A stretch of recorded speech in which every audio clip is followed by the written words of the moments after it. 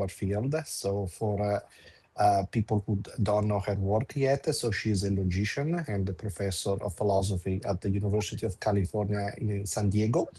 She has conducted extensive research in the theory of truth, the philosophy of logic, and human values, and she is also a prominent advocate of foundational holism, which is an holistic approach to epistemology.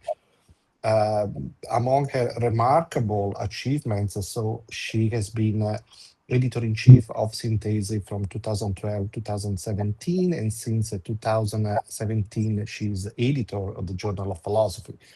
Among her publications, I just quote a few books, not everything because it's too long. It's too wonderful to be mentioned entirely. So I just quote a Logical Consequence that is published by Cambridge University Press in 2022, Epistemic Friction, an essay on knowledge, truth, and logic, the Oxford University Press 2016, then Between Logic and Intuition, essays in honor of Charles Parson, which has been published, which has been co-edited with Richard Thiessen.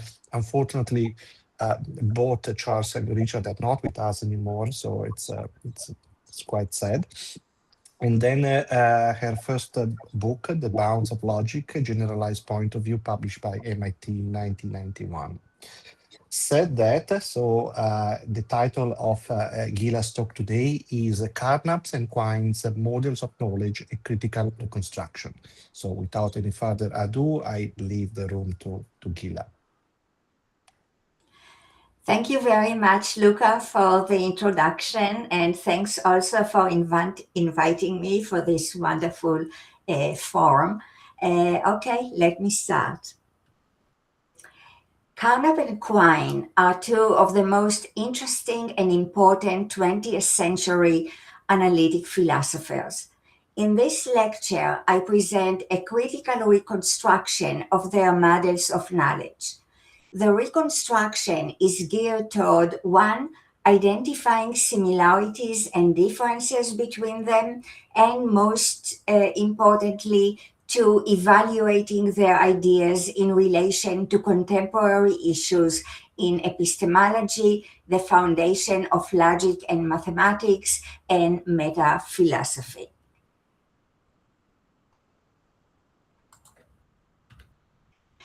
Prologue. Knowledge requires both freedom and friction, constraint. Freedom to actively engage in epistemic pursuit, set up our epistemic goals, choose what to investigate, ask questions, create and apply epistemic norms, design research programs, construct epistemic tools, make experiments, do calculations, draw conclusions, devise strategies, make practical and theoretical decisions, etc. And friction, constraint coming from two sources, the world and the mind. The world as the object or target of our theories restrict what we can truly say about it. Mind restricts our theories both voluntarily and involuntarily. Voluntarily through our chosen goals, standards, decisions, etc., and involuntarily through our makeup and built-in limitations. Neither freedom without friction nor friction without freedom can give rise to knowledge. This is my own view.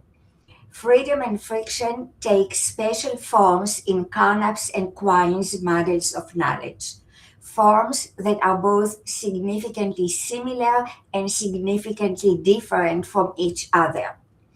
One form that freedom takes in Carnap's model is reflected in his tolerance principle.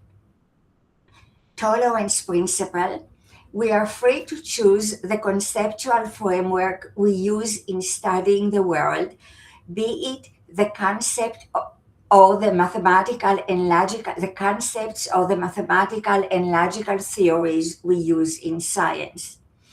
Another reflection of freedom in both Carnap and Quine is the broad license they give to pragmatic considerations, to what is convenient to us. Turning to friction, one reflection of the friction requirements in Carnap's model is its rejection of traditional metaphysics.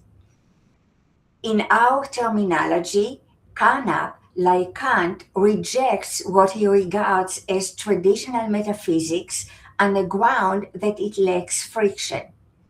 Thus, referring to Plato, Kant said, Plato left the world of the senses as setting too narrow limits to the understanding and ventured out beyond it on the wings of the ideas in the empty space of the pure understanding.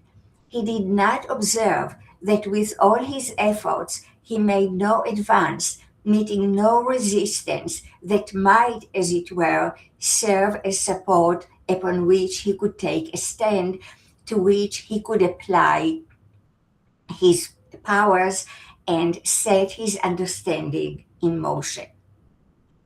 Another reflection of friction, both in Carnap and Quine, is, by their own light, their commitment to empiricism.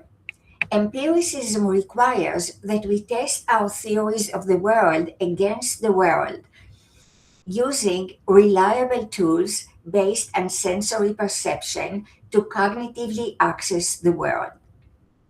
Reconstruction. By reconstructing Carnap's and Quine's models of knowledge, I mean here, somewhat in the spirit of Carnap's own idea of rational reconstruction, a description of that aims to throw light on, one, the structure of their models, and two, the philosophical significance of their models in light of contemporary concerns.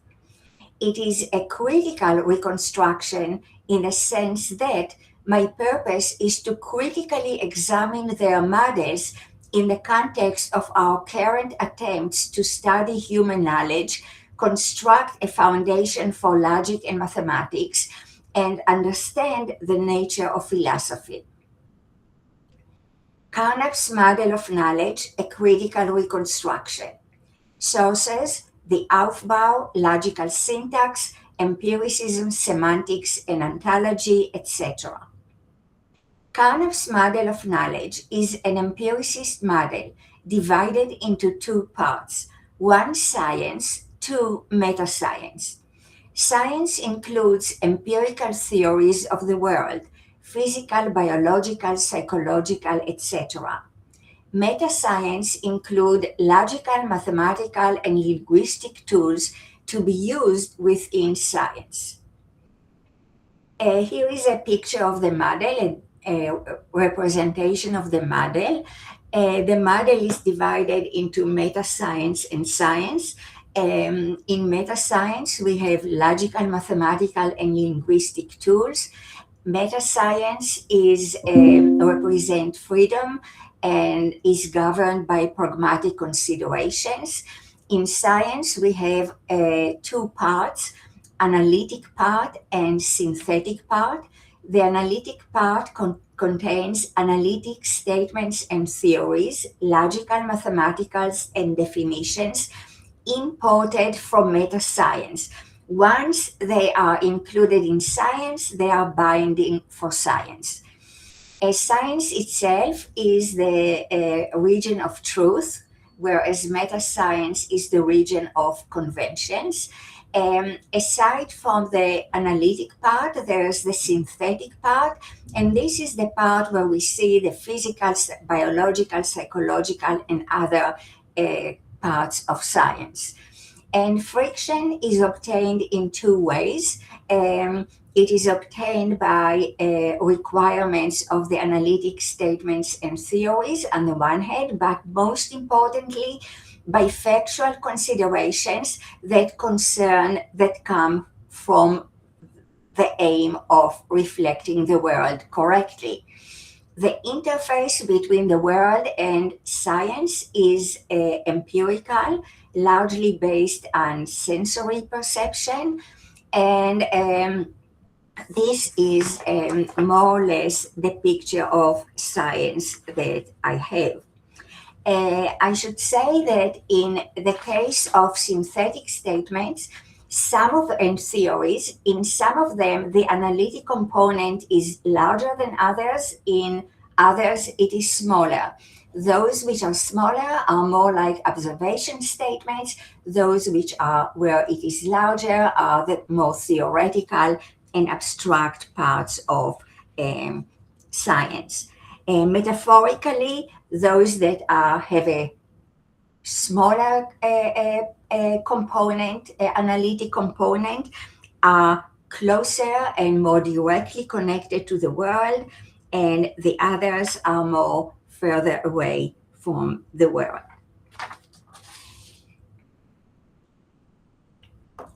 Additional features of Carnap's model, which are significant in the present context.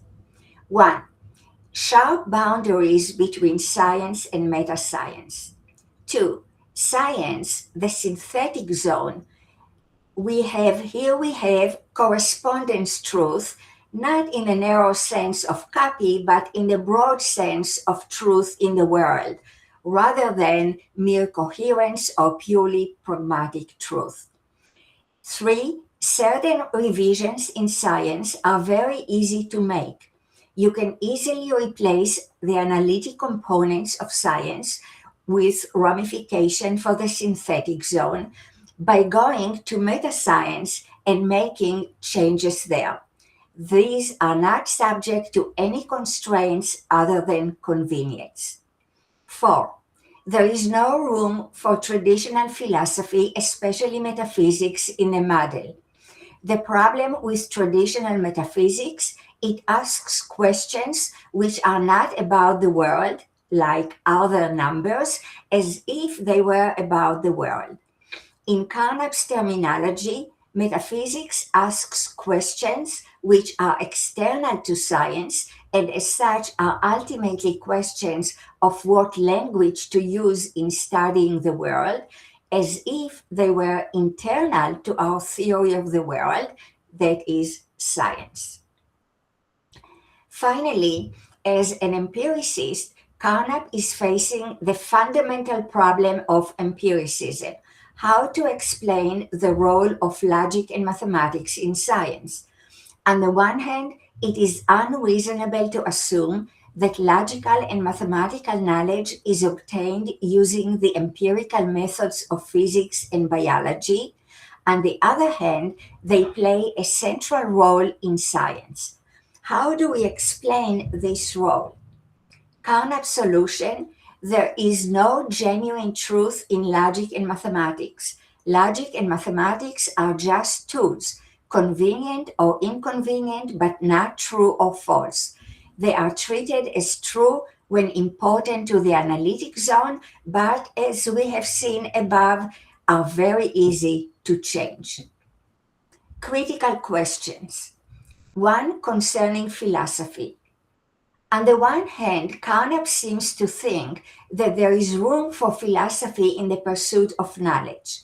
For example, rational reconstruction of science is an important task.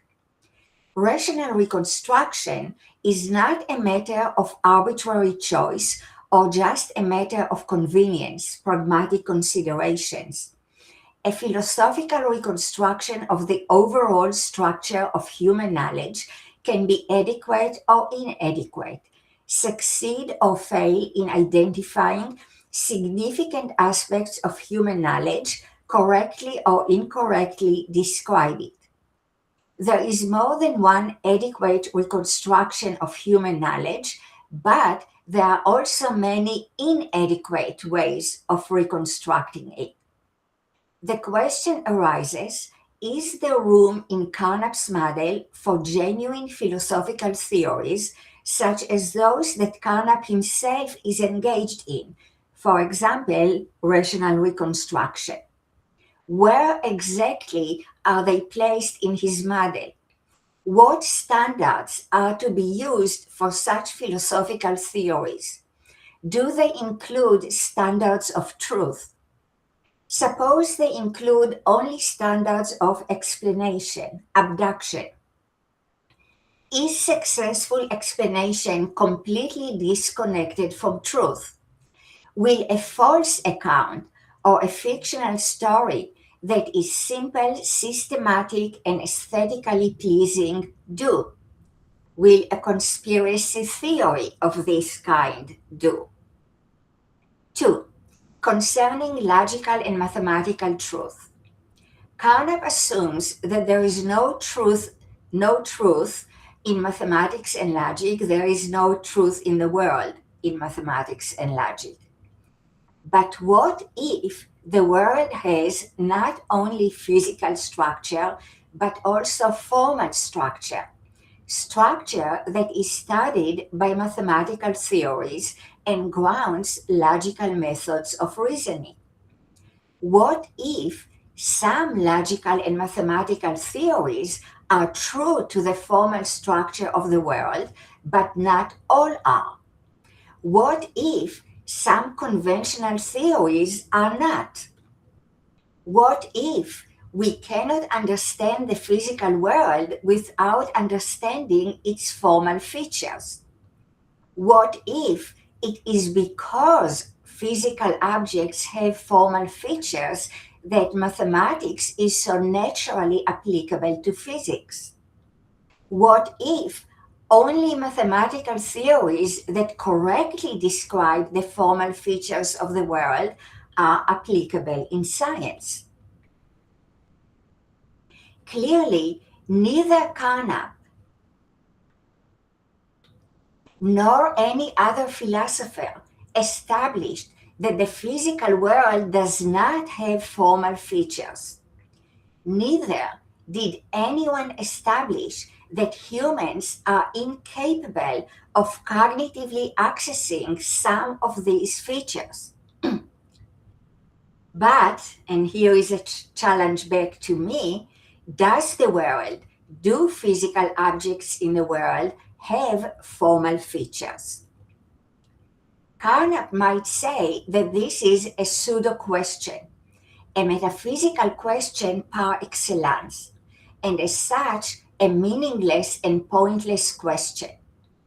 But the way I approach this question has nothing to do with metaphysics, or at least the kind of metaphysics that Carnap rejects. Formal features of the world. Consider a physical piece of the world, say a given college classroom when class is in session. Question: does this piece of the world have formal features? By formal features, I mean structural properties, relations, functions, etc. And generally, when I talk about properties, it includes relations and functions. Ones that are sensitive only to patterns of individuals having properties standing in relations, not to who the individuals are. Examples of formal properties. Properties of level 1, properties of individuals, identity, that is the identity relation. Level 2, the property of being non-empty. Property P is non-empty. Cardinality properties, reflexivity, symmetry, transitivity, intersection, union, inclusion, etc. Now that we understand what I have in mind by formal properties, let us go back to the classroom. In this piece of the physical world, there are physical individuals of various kinds: persons, students, a professor, chairs, etc. Consider the individuals in the classroom. Do they have formal properties? Yes. For example, identity. Each individual is identical to itself and different from other individuals. Now consider physical properties of the individuals in the classroom. E.g., the property is a person. This property also has formal properties. It has the second level formal property is not empty. There are persons in the room. It also has the second level property has cardinality n, where n is a finite cardinality. Now consider the property or relation sits next to. X sits next to y. This relational property has the second level formal properties is symmetric, is not reflexive, is non-transitive. Suppose the professor in the classroom is a woman. Then she is in the intersection of the properties is a professor and is a woman. Now, is identical to, is non-empty, has cardinality n, is symmetric, reflexive, transitive, intersection, are all formal properties. And they are all part of the reality of this classroom, just as the persons and chairs and the physical properties is a person, is a chair, etc. are. Conclusion. Many formal properties are part of the physical world, just as physical properties are. Now, formal properties, like physical properties, exhibit regularities and or are governed by laws. And we humans are interested in studying these properties and their regularities or laws. The discipline that studies formal properties and their regularities is mathematics. The mathematical theories that study these properties and their regularities are therefore true or false. They are true or false of the world, to the same extent that physical theories are. Therefore, the claim that mathematics is purely conventional, that there is no truth or falsehood in mathematics, is false. A few clarifications. 1. The starting point of mathematics is similar to that of science. That is, what I was talking about is the starting point of mathematics, not advanced mathematics. But the starting point of mathematics, as I see it, is very similar to that of science. Namely, we make observations of certain features of the world. Formal in the case of mathematics, physical in the case of physics. More is required to explain truth both in advanced mathematics and in advanced science. But this is outside the scope of the present lecture. For some discussion of the situation with advanced mathematics, you can see some of my works, 2016, 23, and forthcoming one. 2. No uniqueness is intended. Saying that there is effect of the matter about the formal structure of the world, formal features of objects in the world, is not saying that there is just one true theory of formal structure. Analogy. We can correctly measure distances in both inches and centimeters, but not every method of measuring that can be invented by humans is correct. Similarly, not every arithmetical or set theoretical theory that can be constructed by humans is correct. 3. Cognitive access to the formal structure of features of the world. Just as with the reality of formal features, so with their knowability. No one has actually established that humans are incapable of accessing the formal features of the world. I'll briefly discuss the cognitive access issue later on. And for more of this, you can also see Sher 2016 and 23. Logic. What I have said about mathematics extends to logic. For the worldly constraints on and grounds of logic, these are also things I wrote about, but I will discuss them later in the presentation. I have pointed to two criticisms of Carnap's model of knowledge. One, there is no room for non-conventional setting philosophy, including rational reconstruction in the model. Two, the model ignores the possibility that the world has formal features, hence that mathematical theories studies these features are true or false of the world. Now let's turn to Quine's model of knowledge. Sources, two dogmas of empiricism and related writings, but not epistemology naturalized. I think there the story is somewhat different. How does Quine's model compare with Carnap's? Is Quine's model too subject to the above criticisms? Here is a diagram of Quine's model of knowledge. And this model doesn't have a division into science and meta-science. In fact, there's no room for meta-science in it. At the same time, it is divided into a few different zones. We have the center, where logic, mathematics, and language lie, and we have the rest of the model, which is science, physics, biology, psychology. The science region is divided into two parts. One is the intermediate zone, which is more theoretical and abstract, and the second is the periphery, which is populated by observation statements. Since the periphery is the interface of our system of knowledge with the world, and being an empiricist, for Quine, the periphery is purely observational, or I wouldn't say purely, but largely observational or sensory.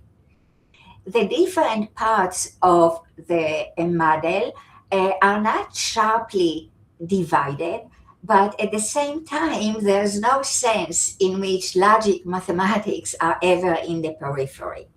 And there's no sense in which observation statements are ever in the center. Significant features. In what follows, I will focus on a few features of Quine's model of knowledge that are relevant for the present discussion.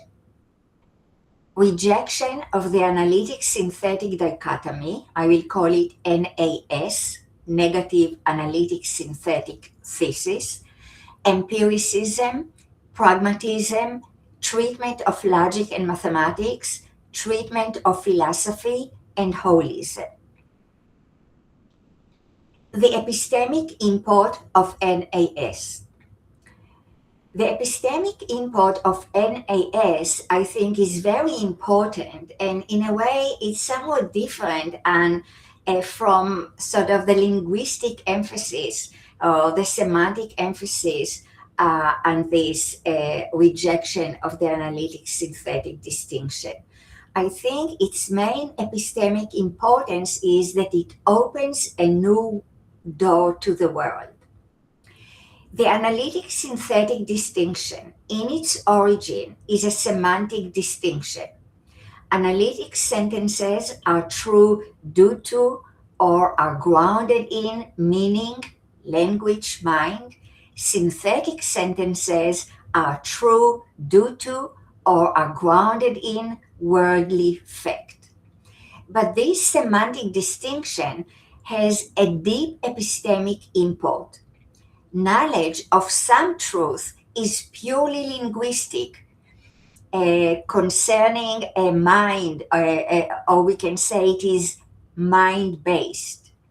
Knowledge of others is factual, world-based.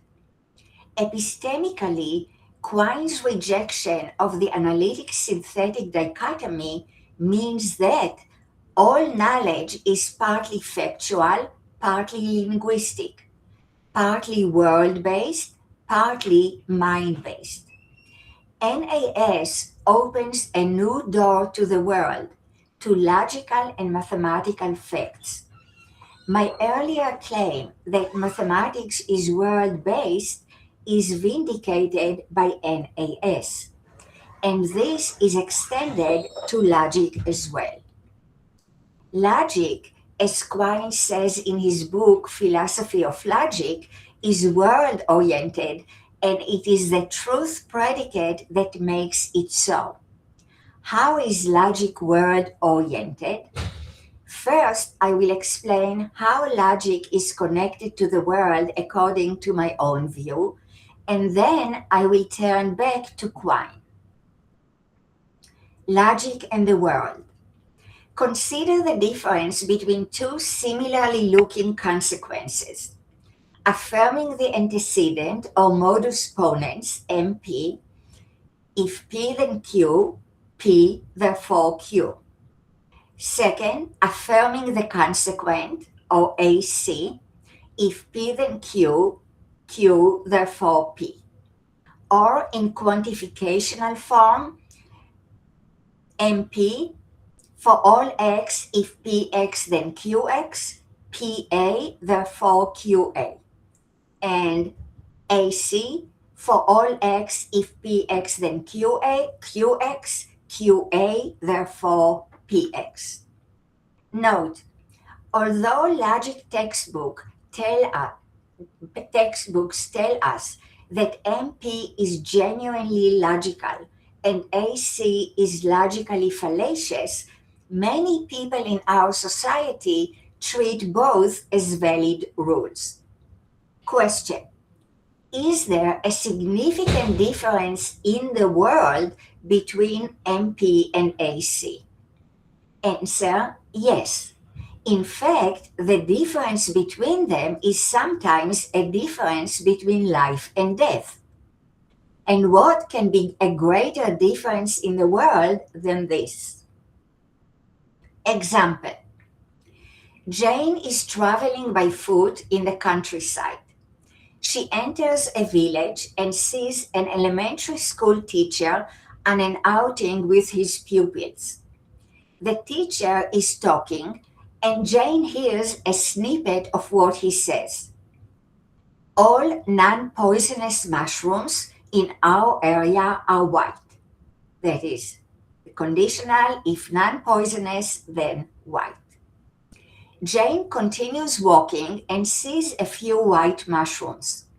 Based on AC, which she is used to follow, she decides to pick up these mushrooms, and she cooks them at her Airbnb.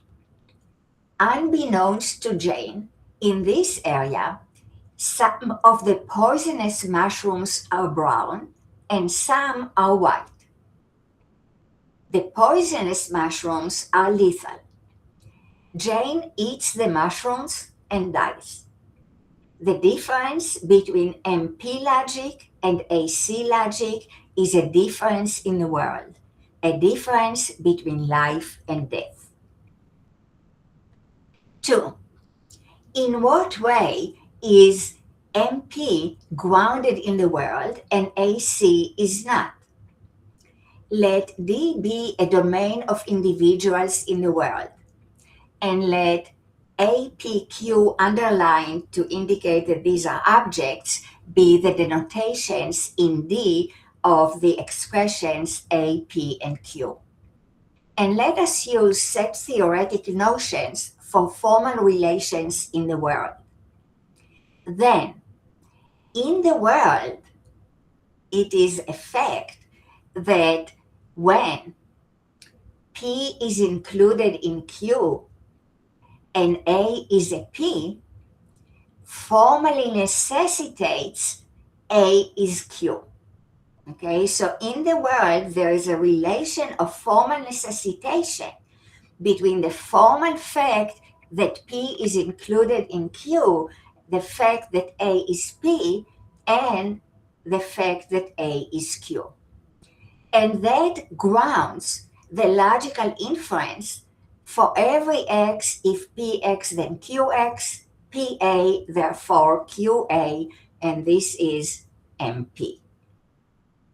But the same does not hold for AC. For all x, px then qx, qa therefore pa. In the world, the combination of P is included in Q and A is Q does not formally necessitate A is P. No matter how aesthetically pleasing or convenient or entertaining AC and its usual interpretation is, it is ruled out by the world. Conclusion. The formal structure of the world both constrains and grounds logic. MP logic is admissible, AC logic is not. There is a systematic connection between formal regularities in the world and admissible logical inferences. This does not mean that logic is constrained and grounded only in the world. It is perfectly compatible with the view that logic is constrained by and grounded in the human mind as well. Indeed, all human knowledge is constrained by and grounded both in the world and in the mind. Since, as we have seen above, the same holds for mathematics, there is also a systematic connection between logic and mathematics. What this connection is, you can probably figure out, but I cannot enter into this here. You can read about it in Sher 2016, 23, and forthcoming one, and related works. Back to Quine. We have seen that Quine's NAS opens the way to the view that logic is significantly constrained by, grounded in, the world. But other elements of Quine's model stand in the way. One, its empiricism, and two, its pragmatism. Quine's empiricism. 1. In Quine's model, input from the world enters our body of knowledge only through the periphery. The periphery, in turn, is limited to direct observational statements based on sensory perception. Therefore, only sensory input from the world can enter the periphery.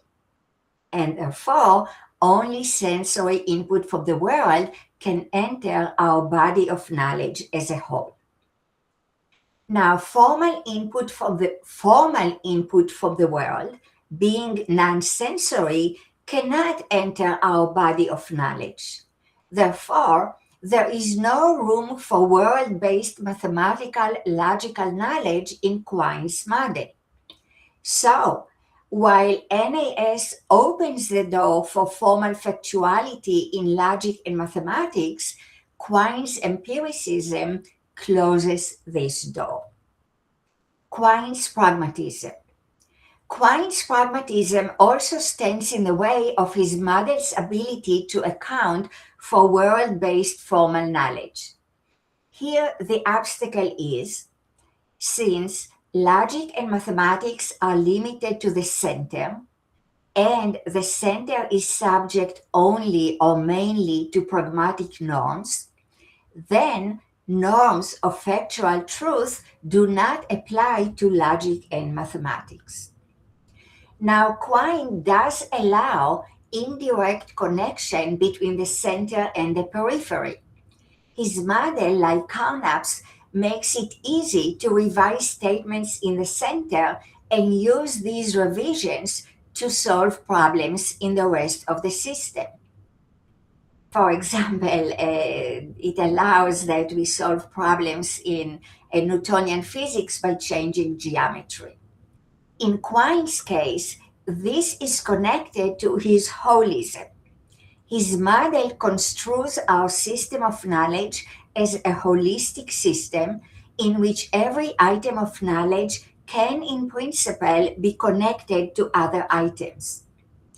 One way to resolve problems in science is to change logic in the center, as suggested by Putnam and others with respect to problems with quantum mechanics.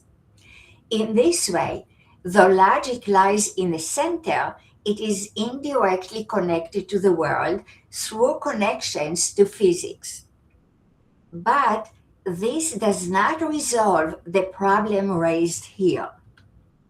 Reason: Quine's model sanctions indirect connections between logic and the physical features of the world, features we have sensory access to. It does not sanction connections between logic and formal features of the world, since we have no cognitive access to these features. Our only access to the world through the periphery is sensory. So once again, his model cannot recognize the formal factuality of logic, the grounding in the formal structure of the world. Solution: two components, and this is my proposal. One, the center periphery structure becomes dynamic rather than static. Center and periphery represent job descriptions rather than fixed locations. Fields of knowledge move from one to the other according to the task they are engaged in.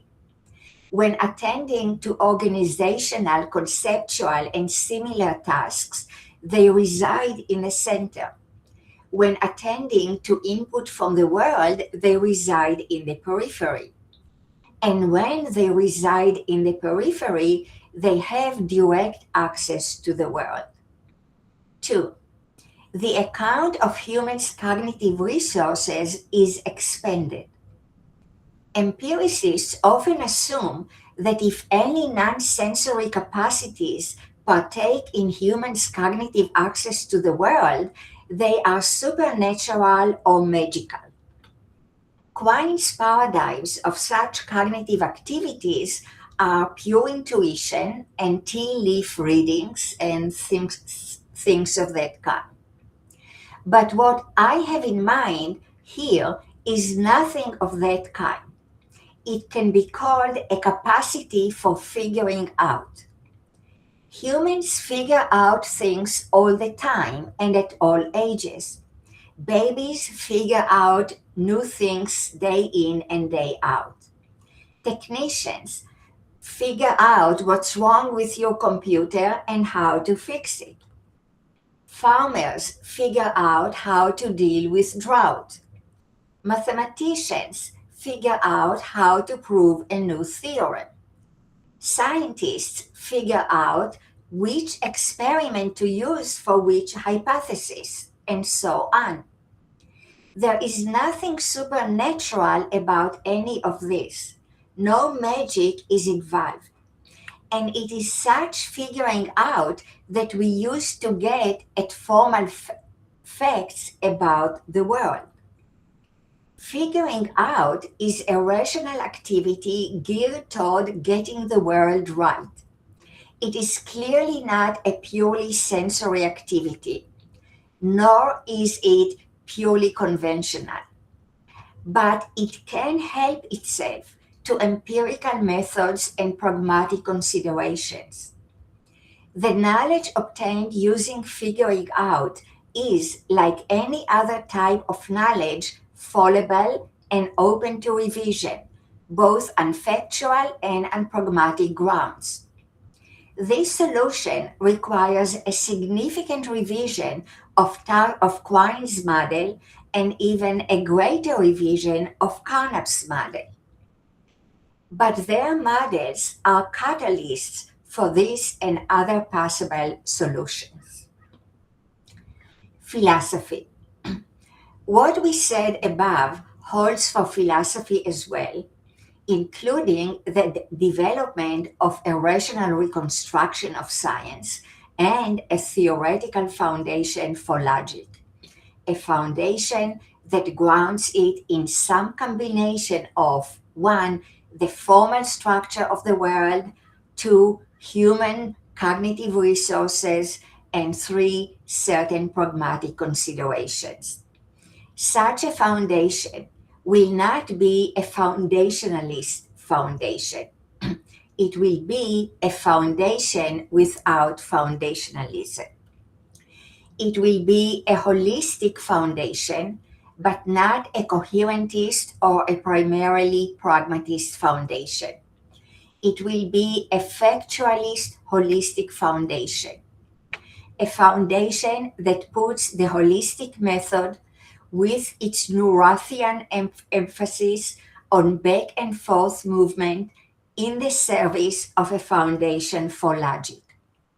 Once again, there is no room for such foundational philosophy in either Carnap's or Quine's original models, but there is room for it in revised versions of their models.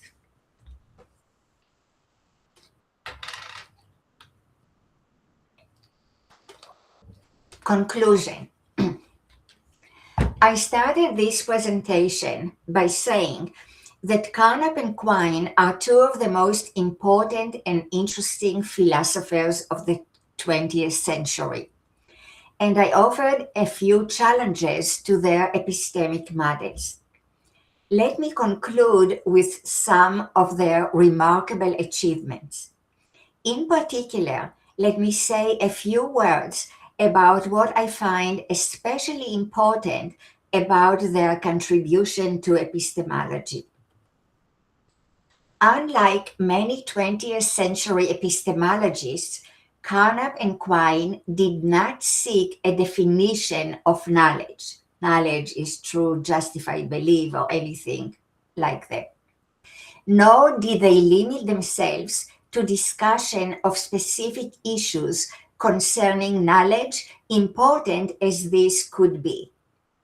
Instead, they gave us comprehensive models of knowledge that are clearly structured and encompass not only all the natural and social sciences, but also logic and mathematics, as well as philosophy.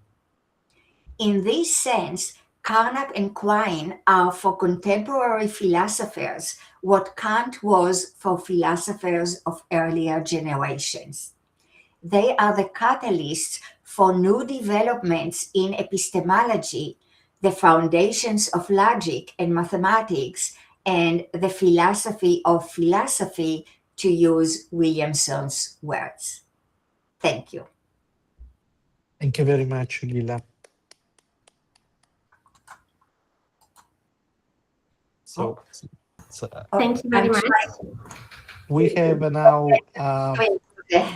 Sorry, I didn't hear you. No, I just said I was trying to get back to this screen, to the Zoom. Okay. So now, as usual, we have our 5 minutes break, so you can just relax a bit, and then we come back for Q&A. So it's very interesting and exciting Very rich. Questions. So thank you very much. Okay. Thank you, Gila. So in 5 minutes. Okay, I'll be back in 5 minutes. Thank you.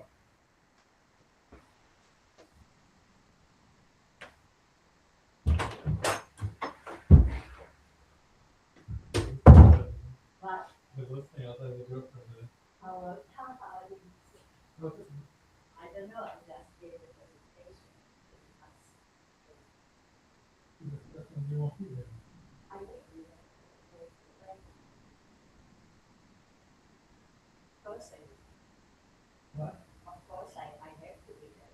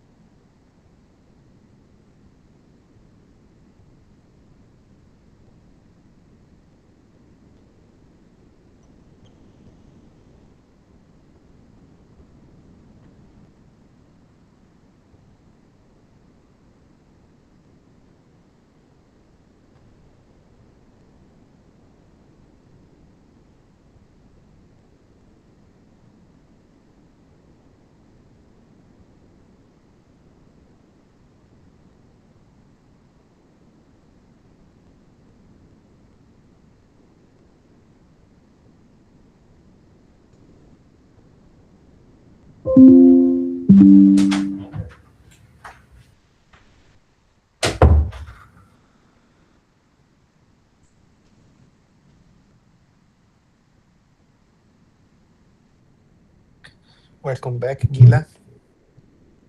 Nice to be back.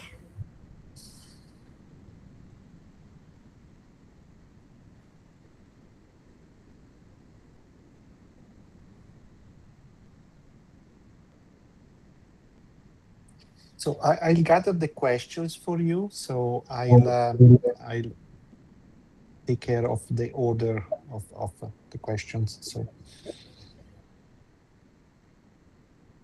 let's see here.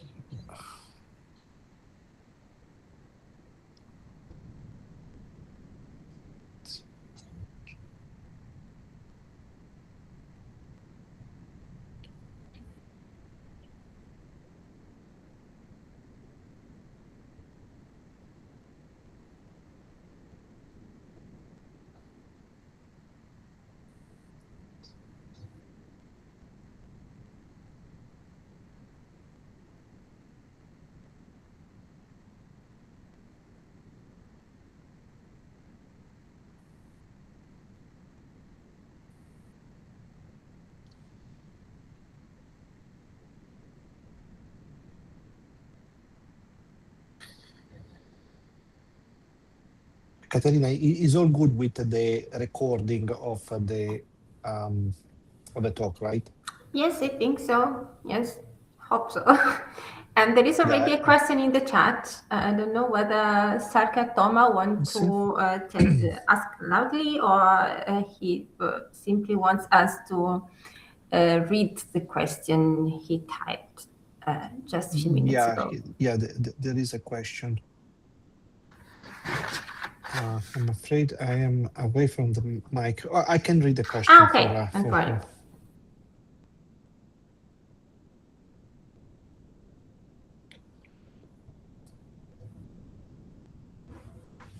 Let me grab something to write down.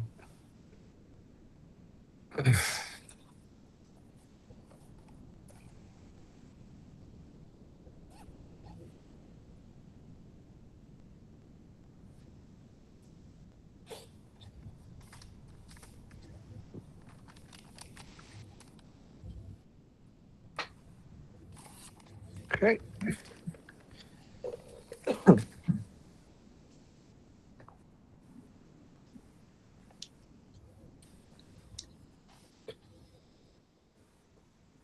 Hey, anytime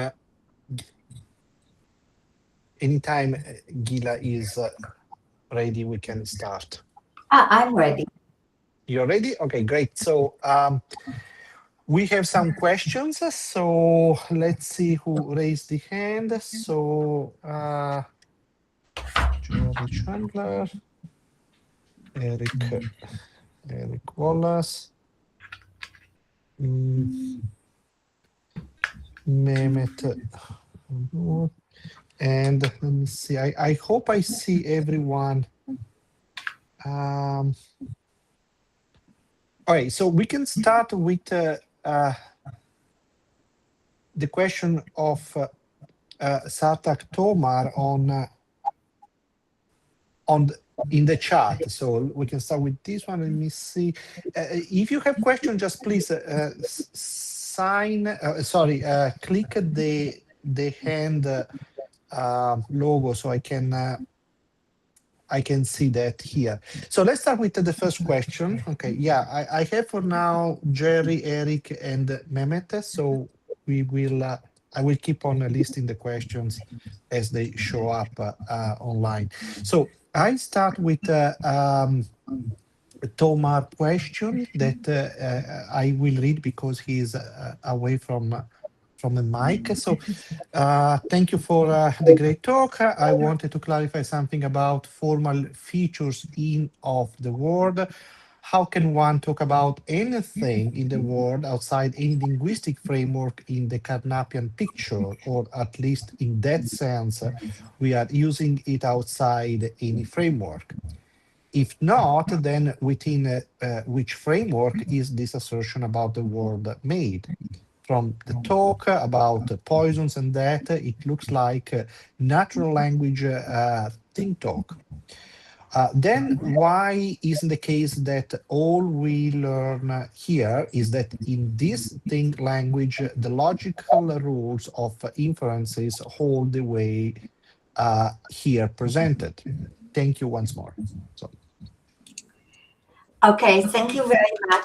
First, I would like to say that I think of human beings as living in the world. And as living in the world, in some way, they, like all animals which live in the world, have, in order to survive, to have some kind of access to the world. And this access sort of basically comes before language. And so that's the first thing. But humans' access to the world and their interactions with the world are much more complicated. And they are very much language connected, concept connected. And many of the things we do, for example, reason correctly or incorrectly, reason using modus ponens or affirming the consequent, are related to our ability to have concepts, to use words, and so on. And that's why I said that I think that all knowledge is eventually, or even just to begin with, grounded both in the world and in the mind and in our linguistic abilities, conceptual abilities, and in the language we use in order to express it. I also said that I think that there is more than one language that we can use to correctly interact with the world.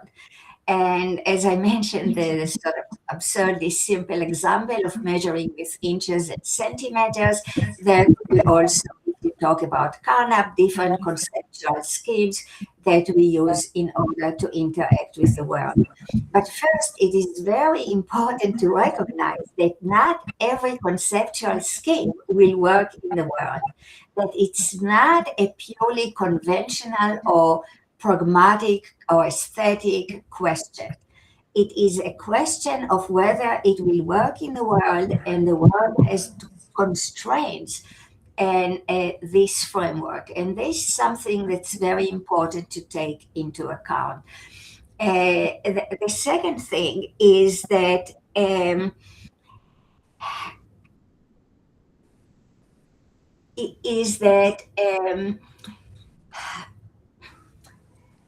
linguistic framework, that language becomes integral with the rest of our knowledge. And that includes the concepts for formal concepts and words, and also the logical framework of our theories. And so, for example, as I gave the example, in our case, the mushroom story, we used AC, we used MP. Using AC or MP makes a huge difference in the world. And we also see it in science generally, as I mentioned. We see it that the change, for example, in relativity theory, we have a problem in physics, but given, that is my interpretation of it, given that in the world, physical objects have both formal and physical properties, whenever there is a problem, there is a possibility, a realistic possibility, that the mistake occurred concerning the formal structure of the world and not concerning the physical structure, or concerning usually both of them. And so it's not just a conventional sort of move to go from Euclidean to non-Euclidean geometry, but it is a move that takes the world into account in a very serious way. It is not to say that we have to have only one geometry will do the job. Some combination of geometrical framework and physical framework could also do the job, but not any framework will do the job. And in particular, the kind of considerations that we have to take into account in creating a framework have to take the world into account, cannot be purely pragmatic, conventional aesthetics, or what have you.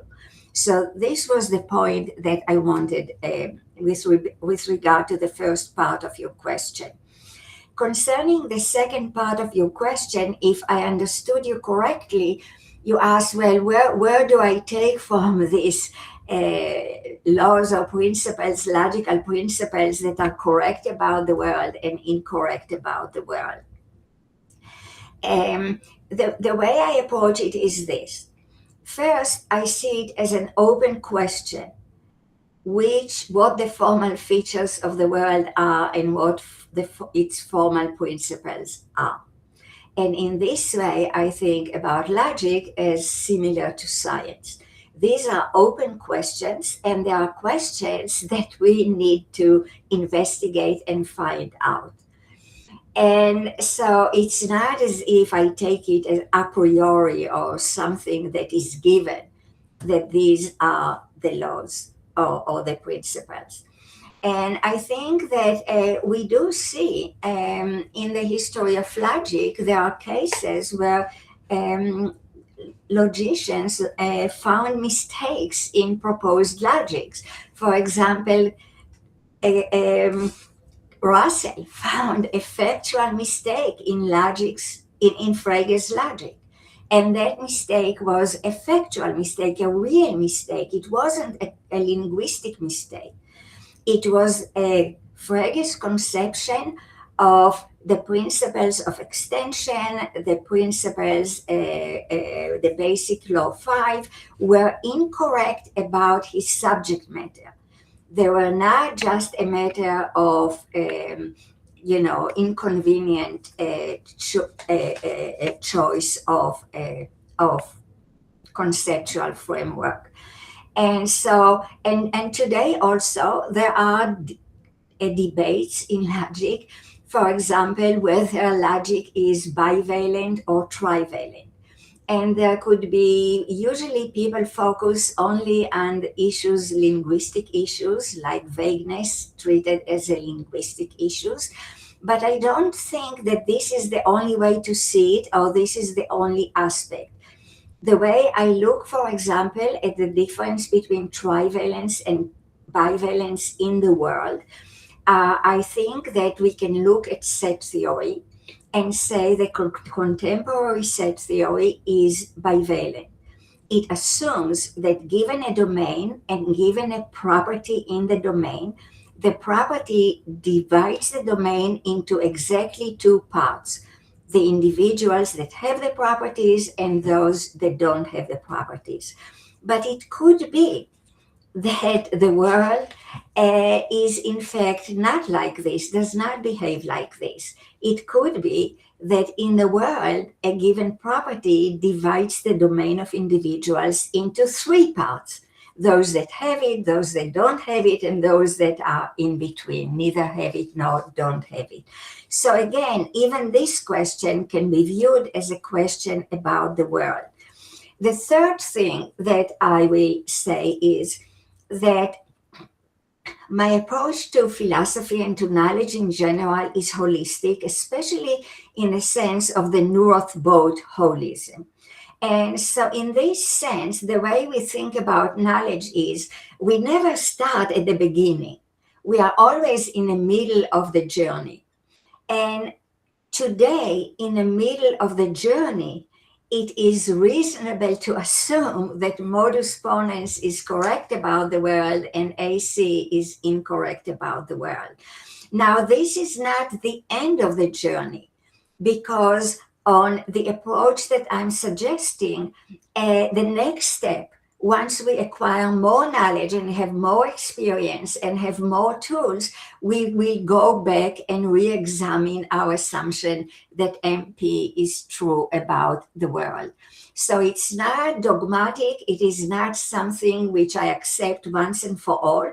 In the middle of the journey where we stand today, I think it's reasonable to start from this with the understanding that it will be subject to future critical examination.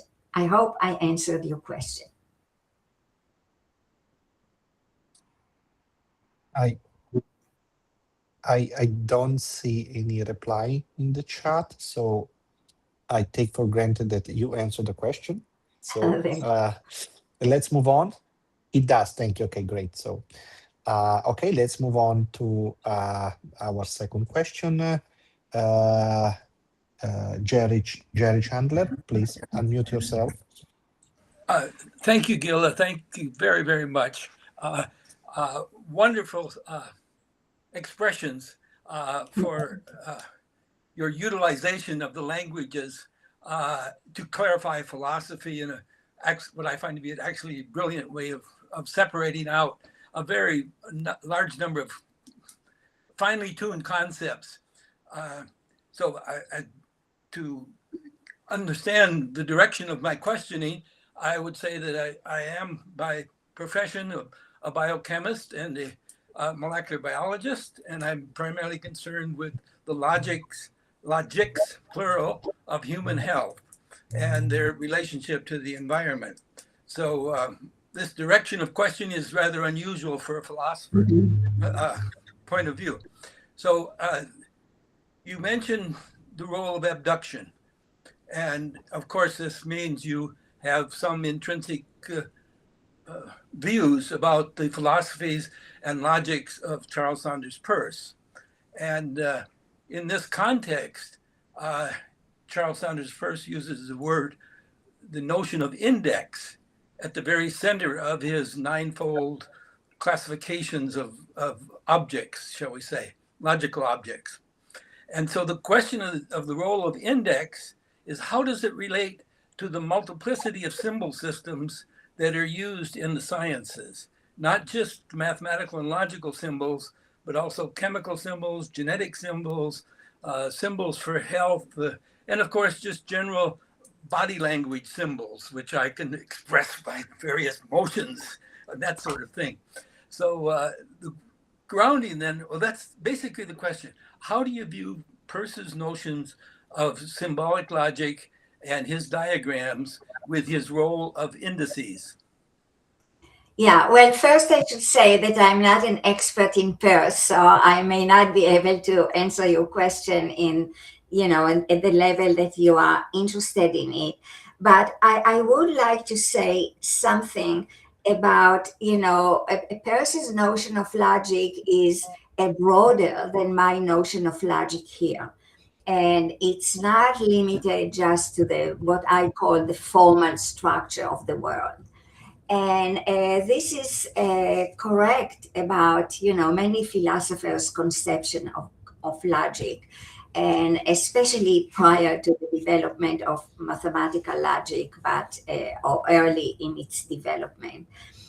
But what I would like to say is actually does apply also, can be generalized also to science.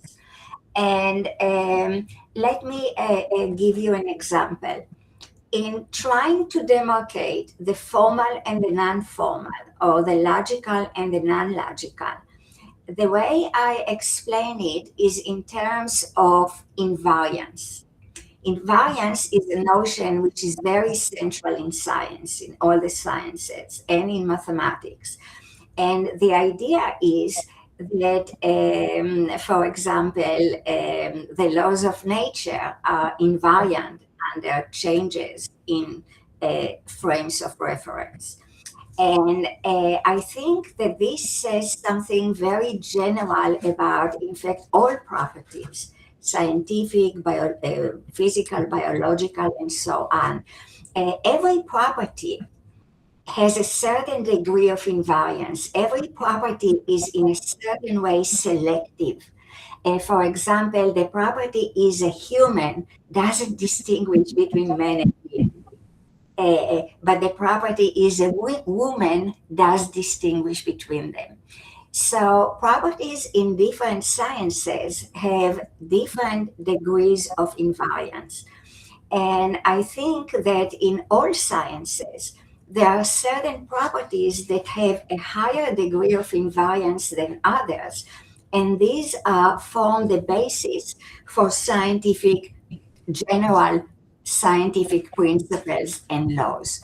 For example, in the case of physics, if you take such a property as is subject to gravity, any gravity, larger or smaller, but is subject to gravity, this is a property that within physics has a very large degree of invariance, and that it holds no matter whether the physical world include only the actual objects in it or counterfactual physical objects that could be the case in the physical world, that could exist in the physical world.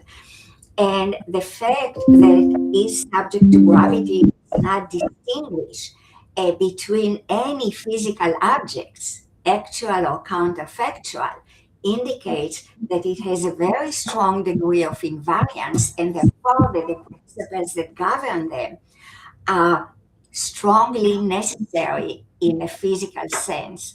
And so what I would say, I don't know whether sort of how related this is to Peirce's notion of index, but I think that sort of the general idea that when we look at the world and properties in the world, they have certain formal features and certain features that go beyond direct sensory experiment or sensory observation, and that we have access to these features. And for that reason, within the sciences too, we can talk about general principles being a basis for some scientific claims, and that these general principles not grounding, not being the basis for other physical claims. So this is more or less the way that I sort of think about my view of logic and of the formal as extended to the sciences and to the different sciences. Say, in a certain sense, physics is more general than biology, in the same way that logic is more general than physics. But there are some similar structures that enable us to make distinctions that go beyond just the sensory observation. I hope that's somewhat related to your question. Yeah, there is somewhat of a relationship. I'm still searching for it, though. But the second part of this would be a follow-on. It comes in terms of the basic foundational logic associated with mathematics. And within the group of mathematicians who call themselves model theorists, such as Nick Weber and a whole host of others who deal with the logic of model theory. There are a wide range of notions of model theory, and some of them are based on set theory, and others follow Pfefferman and his notion of the origin of numbers as being, shall we say, pre-logical, that numbers themselves are pre-logical objects of the cognitive space, shall we say, and that consequently the development of model theories, whether it be in genetics or in arithmetic, always presuppose the pre-logical existence of numbers. Do you think this is, or how do you feel this concept of pre-logical numbering relates to either Quine or Carnap or both? Yeah. So, you know, logicians and model theories have vary in their views of the origin of logic and the origin of mathematics and the origin of numbers, and also the sort of their main features. And in the history of logic, we have logicists on the one hand that connect logic and mathematics, and there are others that distinguish between them. And it was really interesting that there could be various reasons to this. For example, Tarski, in his 1966 lecture on logical notions, said that many mathematicians like mathematics so much they don't want to connect it with logic, which for them logic is trivial, so they would think that mathematics is different from logic. But philosophers like to unify things, so they tend more to see connections between logic and mathematics. Now, with regard to Pfefferman, and with regard to the origins of logic,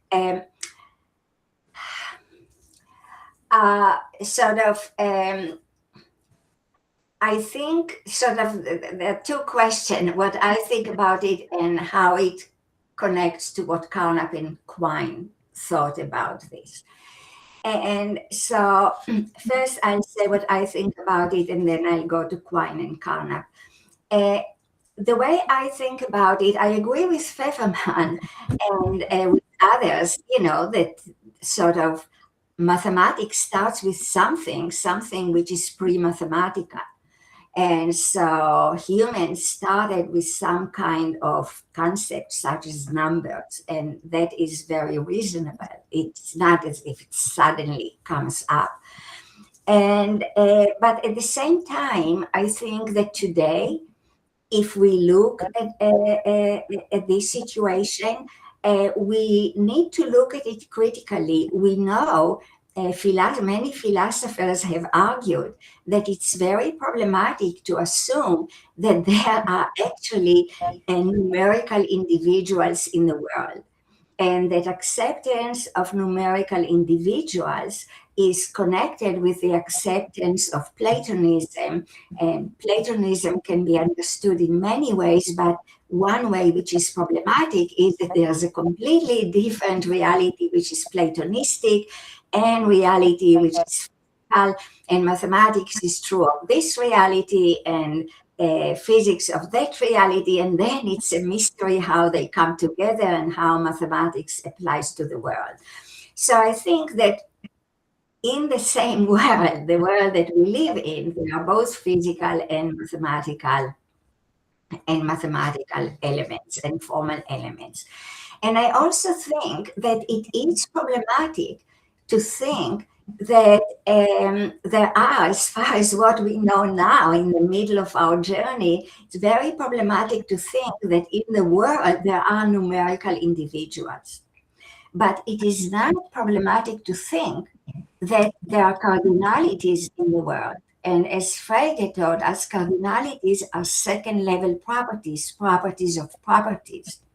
So it is reasonable, or at least possible, to say that the way numbers occurred first in human languages and in human thought as individuals does not correctly represent the way cardinalities actually appear in the world. Cardinalities may not appear in the world as individuals, but rather as properties of properties, as I gave in my example of the classroom, where the property is a person, has a certain cardinality. So unlike Pfefferman, I don't think that we are still bound by those beginnings. Those beginnings are very important, but it doesn't mean that they are the way that we should still look at numbers. And we can say, for example, in the world there are cardinalities, second level cardinality properties, but human beings maybe are better in figuring out things about cardinalities when we think about them in first level terms as individuals and their properties rather than as properties of properties and their properties. So it still makes sense for us pragmatically to study cardinalities using first order arithmetic or first order set theory. And that, I think, is compatible both with Quine and Carnap.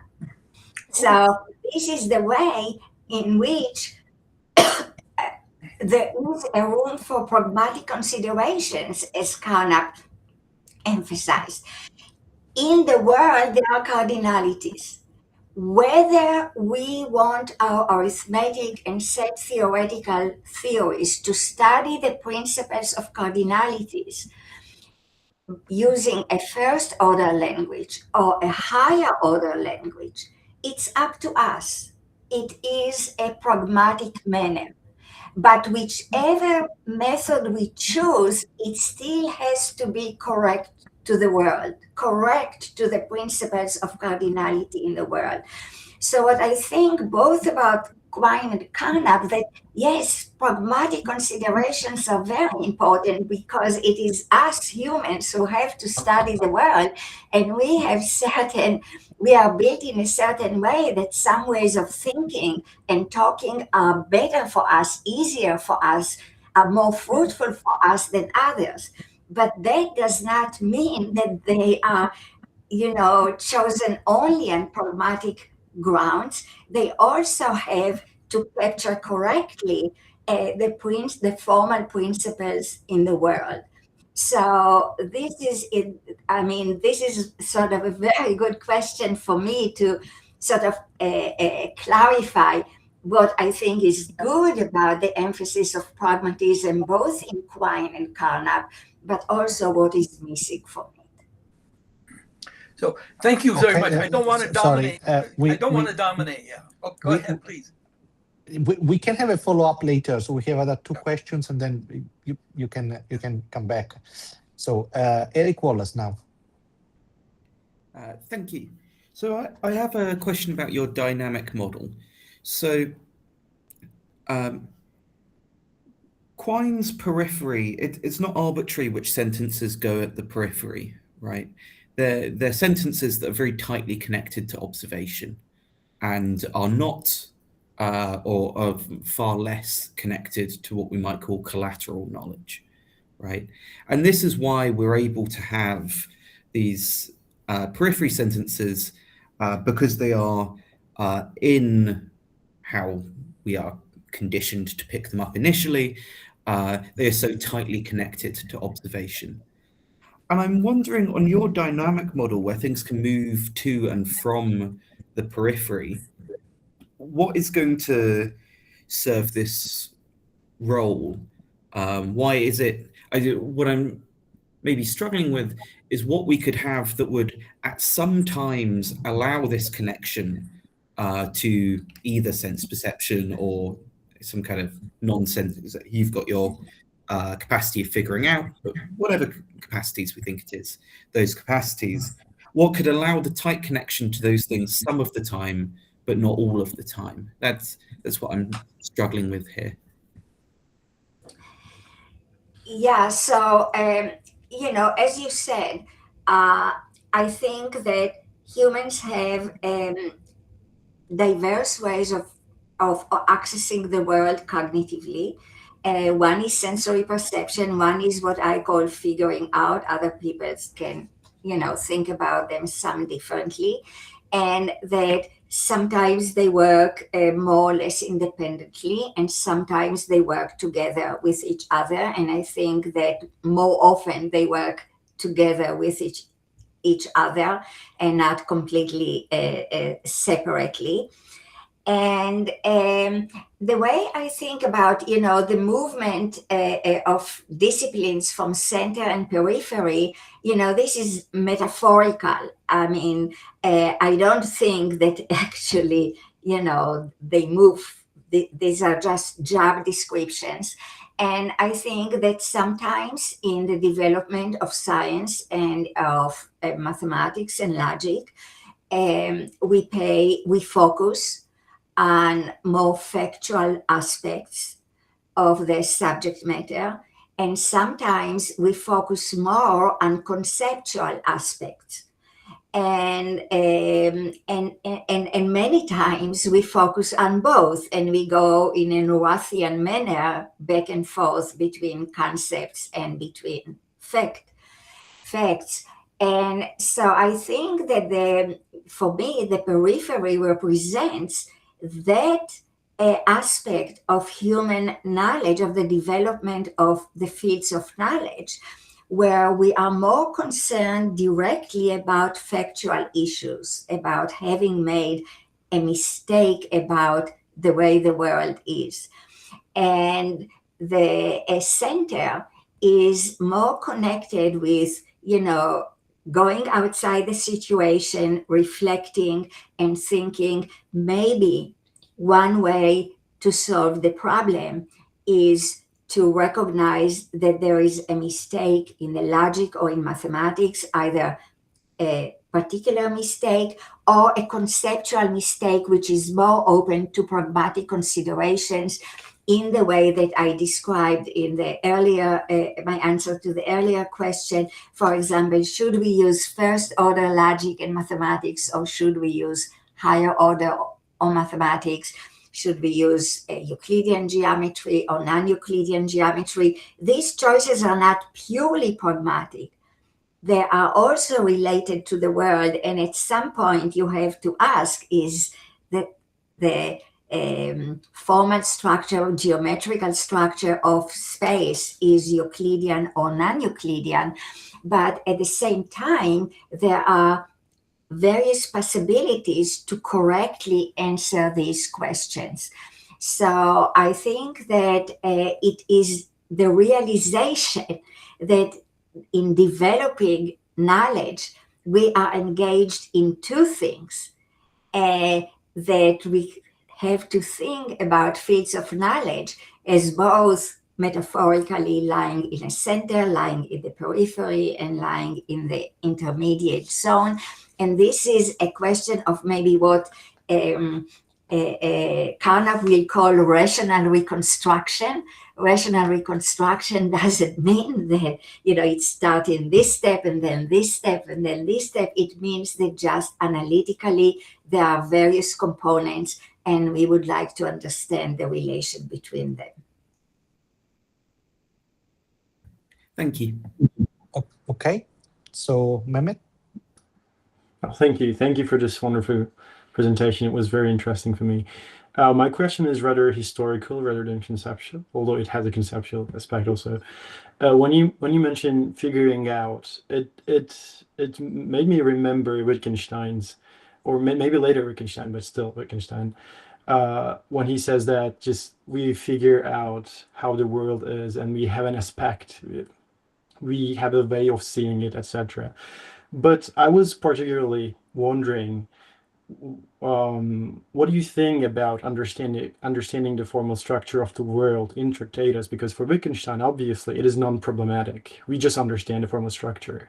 There is no problem in that, no cognitive or epistemological impediment for us to understand that.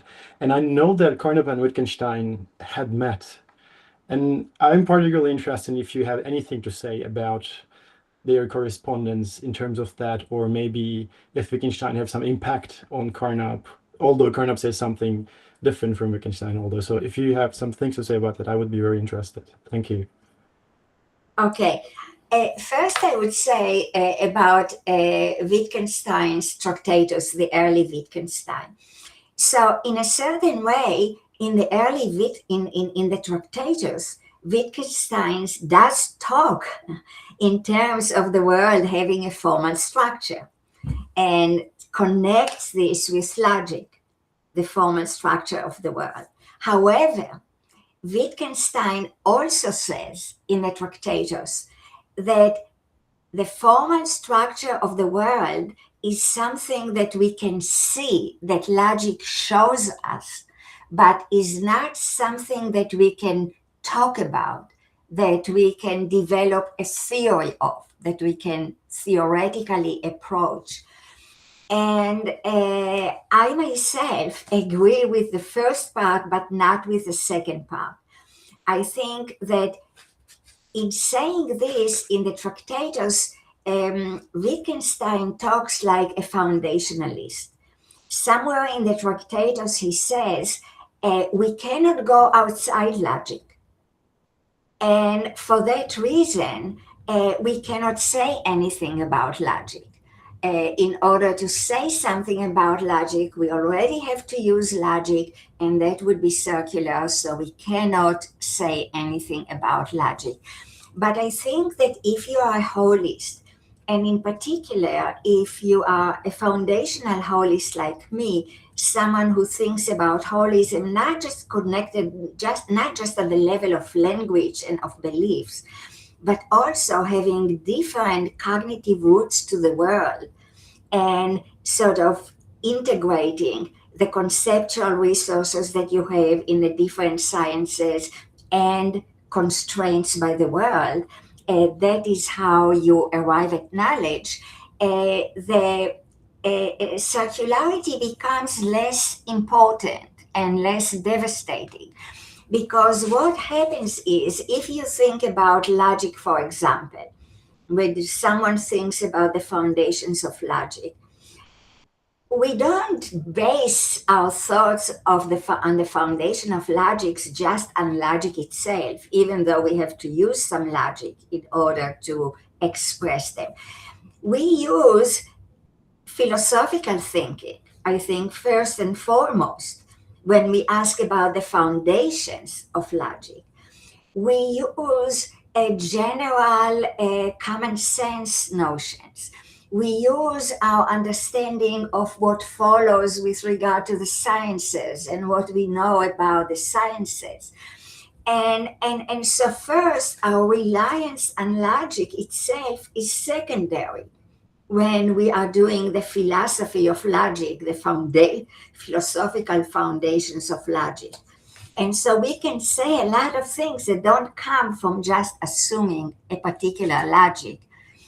And the second thing is that this is only in the middle of the way. I mean, I can start articulating my philosophical foundations of logic using, say, classical logic. And then as I acquire more knowledge and understanding, I can go back and say, well, look, maybe non-classical logic will do a better job here. So it's not as if we are sort of stuck with the background logic that we started with. And so this is a process of continuous, critical examination and change or confirmation of what you started with. And in addition, there are so many other elements in the mix besides just logic. So this is what I would say with regard to the early Wittgenstein. And so I fully agree with him. Yes, logic connected to the formal structure of the world, but it's not something that we can just see. It's something that we can speak about and critically examine. And if you talk about Carnap and Wittgenstein, yes, I think that Carnap was in some way influenced by the early Wittgenstein, and especially maybe in the Aufbau project, which is it's a combination of a foundationalist and non-foundationalist project. It is a foundationalist project because the reconstruction itself starts with some kind of base, which is ultimate, and then you go on from there. But at the same time, it is not traditionally foundationalist because according to Carnap, there could be different kind of bases.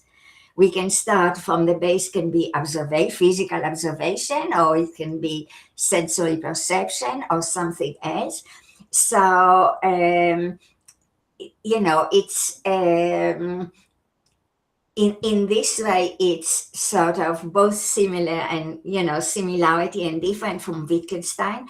But my sense is I'm not a historian of Carnap or of analytic philosophy, but my sense is that as Carnap went forward and as he had his logical syntax and especially empiricism, semantics, and ontology, he became sort of more similar to the later Wittgenstein, more emphasizing the aspect of language games, of freedom, of the ability to approach, to speak different languages, and the choice being largely pragmatic and not largely related to the world or constrained by the world.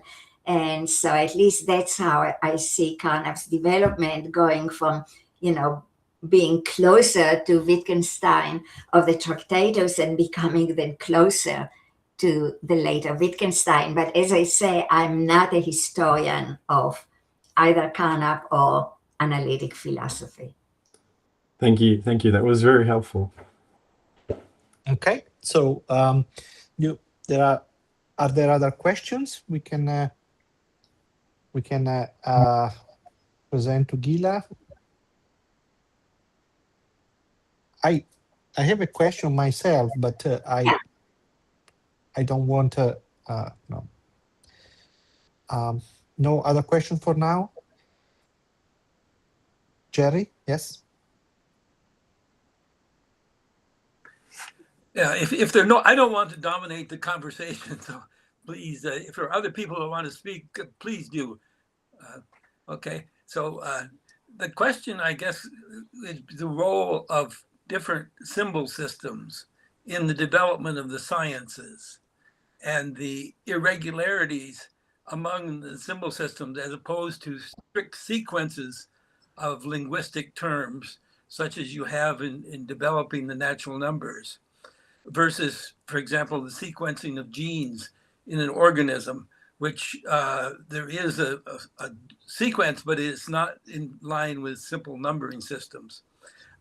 So there's the general issue then becomes much more of how do you relate scientific symbol systems as different languages relative to the physical mathematical views which you have promulgated here in terms of philosophy. And this is a logical question because it's a question about our sensory capabilities and our capabilities to deal with invisible objects of the world, invisible formal objects of the world, such as genes, versus visible or tangible things that you can then relate to geometry directly.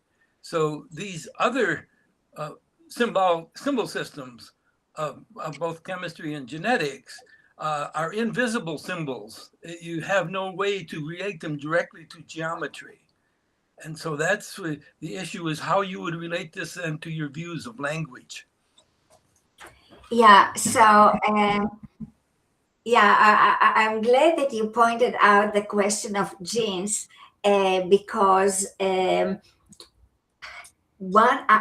think that the situation is similar in science and in logic with respect to the use of language and with respect to which terminology to use, especially with regard to speaking about aspects of the world that are not visible to us, that are not observational in the standard sense.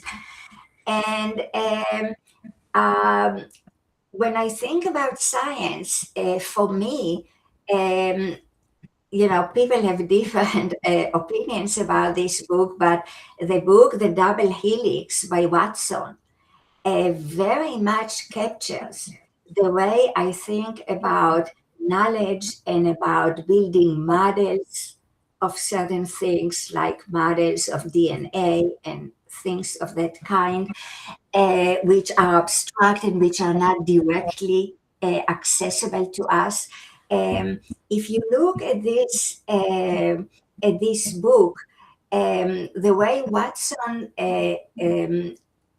describes what they did when building the double helix model is, he says, every day we sit and we think, this is where we are now. What are the main problems that we have? What can we do now, given what we have achieved so far, or given what model we have started to delineate so far, what information we have about the how the model should go. And then, taking time to find out more things, to try different models, different geometrical descriptions of the structure of the DNA, and then go back, go outside, sort of, I call this transcendence, not godly transcendence, but human transcendence, transcending the standpoint in which where we stand at a given time, and reflecting about what should we do next, what is the best, the most reasonable thing to do next. And I think that this is this kind of process of negotiation that goes on both with the symbolization of mathematics and logic and the conceptual and symbolization in science. That, you try something, you go outside it and reflect about it, or you do experiments, or you do whatever you do, and you critically examine it.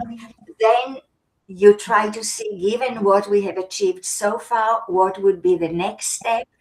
And in this way, I think this is the way I think about sort of the problem of the development of conceptual system, both in logic and in science, that it's something, a continuous negotiation of thinking about the world, thinking about the information that we have so far, using our ingenuity to connect it with other things and finding information that would be relevant, and then just trying. In this book, it's very clear that they just actually physically tried different models, tried it this way and this way and this way, until things came together, and what they did was both a rational way of thinking about it and a way that agrees with the information we have about DNA in the world.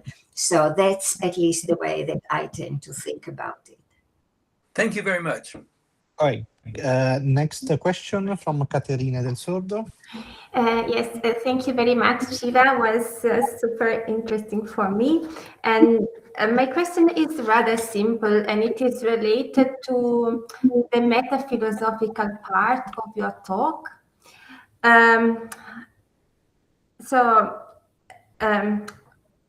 Is there still a place in your holism for something like pseudo questions? Because this, I think, is, as I see it, a divide between Carnap and Quine, I would say, at least, because pseudo questions belongs to the early Carnap, so to the Scheinprobleme, but this idea of having good and bad questions, so to speak, still is always elaborated by Carnap even later on. So in the later Carnap, we find the distinction between external and internal questions, as well as earlier we found the distinction between questions and pseudo questions. And I think one of the consequences that Quine sort of starts seeing the distinction between metaphysics and science as a distinction of degree rather than of kind. One of the consequences of this is that we cannot again have the idea of some question that is a pseudo question. So I think Quine's holism at least leaves no space, as far as I see it, to something like a pseudo questions. But what about your holism in this respect? Yeah, that's very, first, thank you for sort of bringing this up, because I really didn't think about the question of whether there's room for pseudo questions in Quine's holism. Clearly there is in Carnap's system. The way I think about it is, yes, there's of course a question of pseudo questions everywhere. There are pseudo questions in science, there are pseudo questions in philosophy, there are pseudo questions in logic. I mean, you know, you can always ask questions that are just not relevant or to your subject matter, or that you have absolutely no way of addressing them, in which case they are pseudo questions in a sense that they don't make a difference. I mean, maybe once you have more resources, they could come back as real questions, but definitely just having a critical approach toward everything means that some questions are pseudo questions, are meaningless questions. And so definitely I think that this is very reasonable. But unlike Carnap, I don't think that the criterion for meaningful questions, a few things. First, I don't think the criterion for meaningful questions is the verification criterion, that they can be addressed purely empirically.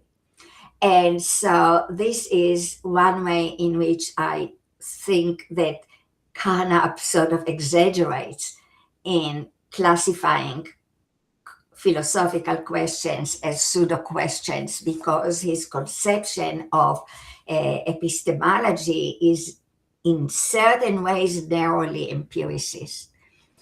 And so this is one thing. The second thing about pseudo question, about internal and external questions, I think that again, I would say two things. Take, for example, Kant's question. One way to think about Kant's basic epistemic question is, what are the necessary conditions for the possibility of human knowledge? Now, I don't know, I mean, and Kant gave a very elaborate answer to this question. and a theoretical elaboration. And, some people agree with his question, with his answer, some don't. Many people agree with some things and reject other things in his answer. But I think that in principle, there is room for this kind of philosophical questions, or the question, what is the foundation of logic? I think there is room for such questions, and they are internal, but they are internal to philosophy. They are, I would put in Carnap's science, also philosophy, as a discipline that uses its own tools in order to address these questions, and at the same time allows itself to helps itself to other tools that come from the sciences and from other places. So I would say, yes, philosophy can ask, and philosophy can also ask conceptual questions. What is the best way to construct a conceptual framework for science or for mathematics or for logic? And these questions it can also ask, and in a way I sort of agree with Carnap that there is room for meta science. There is a room for sort of thinking about our system of knowledge as sort of consists both of what Quine calls, and I would call also, immanence, that is speaking from within theories about the world, and then I would call it transcendence, which is going outside our immanent thinking sciences and reflecting upon them and asking questions upon them in something like meta theory and or what Carnap called meta science. But the question of internal and external, for Carnap, its external questions is you ask conceptual questions as if they were factual questions. And that can still, that can be a confusion that people can say. But at the same time, many philosophical questions, traditional philosophical questions like Kant, for example, are the kind of questions that, it is a serious question, whether they are internal to philosophy, whether there are serious factual questions or not. And I wouldn't just throw them away in the way that Carnap threw them away as pseudo questions or questions that are not reasonable. And also, Carnap's, very sort of famous example of nothing exists, the Heidegger sort of claim. I would say, on the one hand, it is true that traditional philosophers sometimes mistake grammar and logic, and that's a point that Frege made and Russell made, and it's correct. But at the same time, I think it is somewhat narrow-minded to see the discussions of nothingness in Heidegger and in Sartre just as based on logical mistake, and not as trying to capture something which is significant and important, but really goes very much outside the empirical method of science. So that's how I think about this issue. Okay, so we have other two questions. So John Baldwin, is your turn now.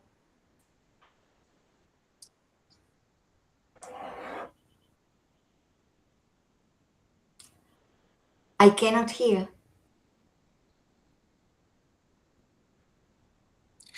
You need to unmute yourself. Let's see if I can do that from here. Nope. No, we have a problem with the microphone of John Baldwin. So we don't hear you. If you can unmute yourself. Yeah, but he is already on mute, I think, Luca. What? Say again? I think he is already unmute. I think Simply doesn't. Oh, okay. So now then he has a problem with the audio. So if you can fix the problem, we must move then to the next question. So Luca, I just wanted to say that we are running out of time because it is almost 6:30. So maybe the next two questions better if they are. We have now it's 30. Yeah. Well, we can stay. We started a bit. Sure. Yeah, I just wanted to let you know. Yeah. Yes. Maybe putting it in the chat. Yeah, you can write it, John. You can write it in the chat. I can read it for you. And now we move quickly to David. Yeah, thank you. This was super interesting. I really appreciated the very clear contrast between the Carnapian approach and the Quinian approach. I thought the pictures were really nice. So, and I liked your example as well about finding formal properties in the world. So I don't dispute that we can inquire into the truth about formal properties of the world after we adopt a set theoretic framework. Truth is a property of language. Truth is truth in a linguistic framework. But my concern is fact. You were using the word fact here. Facts aren't properties of language. Contemporary epistemology takes knowledge to be factive in a large sense. I mean, not all epistemologists might think this, but that's a really popular view. It's kind of standard in contemporary epistemology. Knowledge tracks the facts. So my question is about the Carnapian system, which, as you correctly characterized, puts conventions first. But if we put conventions first, then it seems to me, or at least I worry, that we lose this factive aspect. There is no fact of the matter as to which convention is correct. That's what makes it a convention to begin with. And so my question is a pretty simple one. How does a Carnapian epistemology live up to this contemporary aim to come to know the facts? Yeah.